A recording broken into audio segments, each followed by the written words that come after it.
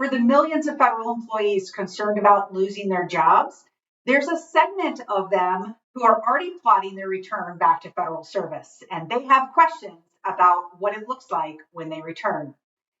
My name is Kowalik. I'm the founder of ProFeds, and welcome to the Fed Impact podcast, where we offer candid insights on your retirement.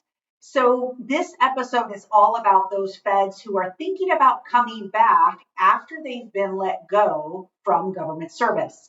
So the good news is you can return. In fact, if you were RIF'ed, if you were involuntarily removed from your position, you are allowed to return back to federal service on what we call the reemployment priority list. So when vacancies open up and agencies begin hiring, you are in a priority status to be able to be looked at for those positions. Now, it's far more complicated than that, but that's the gist of the reemployment list. If you had no pension that was payable immediately to you, for instance, one that was deferred for many years, you would come back as a normal employee. So let's say you had 5 years of service, you were technically vested for a pension, but one was not payable to you because you were too young. If you return back to federal service, you're just going to be rehired as a regular employee. All of the original time that you had can be credited to you as long as you do not take a refund. Or if you took a refund, that you redeposited all of that money back. Now, keep in mind, we're not talking about how much you contribute to the thrift savings plan. We're talking about your contributions into the FERS retirement plan. This is an automatic deduction that comes from your pay and is completely separate from the TSP. Okay.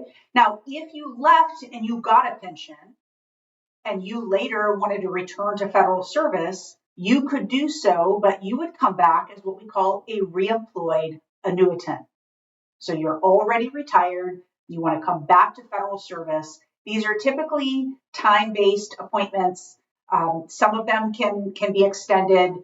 And the rules by which how that new service is treated depends on the hiring authority that the agency had when they brought you into that position. So I'm not going to go into the details of a reemployed annuitant, but the idea is if you retire, you can always come back in the event that you qualify for a job and you're hired for one. And this certainly doesn't preclude you by taking one of these RIF actions, whether voluntary or involuntary, does not keep you from returning back to federal service if you're qualified and hired to do so.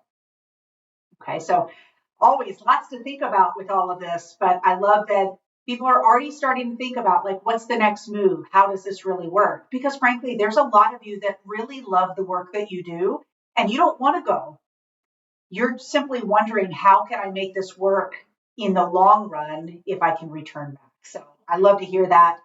There are an awful lot of great federal employees out there that I know are kind of beside themselves with respect to all of these things happening so quickly. And so I love that you're already thinking about how you can come back and continue to serve.